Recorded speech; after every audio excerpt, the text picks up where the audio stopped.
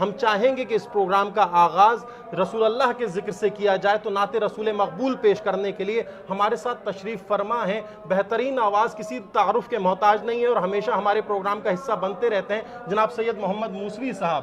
میں گزارش کروں گا کہ بارگاہ امام رضا علیہ السلام سے نعت کے کچھ اشعار ہمارے ناظرین کی سماعتوں کی نظر فرمائیں۔ تو ایک مشہور زمانہ نعت شمس بھائی، بسم اللہ۔ اس کے چند اشعار آپ کی سماعتوں کی نظر۔ عشق کے رنگ میں رنگ جائیں جب افکار، تو کھلتے ہیں غلاموں پہ وہ اسرار، کہ رہتے ہیں وہ توصیف و ثنائے شہ ابرار میں ہر لحظہ گو ہر بار۔ عشق کے رنگ میں رنگ جائیں جب افکار، تو کھلتے ہیں غلاموں پہ وہ اسرار، کہ رہتے ہیں وہ توصیف و ثنائے شہ ابرار میں ہر لحظہ گو ہر بار۔ ورنہ وہ سید عالی نسبی، ہاں وہی امی لقبی، ہاشمی و مطلبی و عربی و قرشی و مدنی، اور کہاں ہم سے گنہگار۔ ورنہ وہ سید عالی نسبی، ہاں وہی امی لقبی، ہاشمی و مطلبی و عربی و قرشی و مدنی، اور کہاں ہم سے گنہگار۔ عشق کے رنگ میں رنگ جاؤ میرے یار، اور آرزو یہ ہے کہ ہو قلب معطر و مطہر و منور و مصفا و مجلا، در اعلیٰ جو نظر آئے کہیں جلوہ روح شہ ابرار۔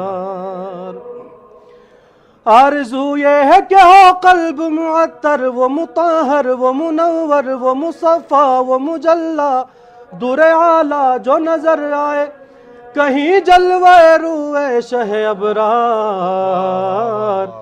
جن کے قدموں کی چمک چاند ستاروں میں نظر آئے، جدھر سے وہ گزر جائے وہی راہ چمک جائے، دمک جائے، مہک جائے، بنے رونق گلزار۔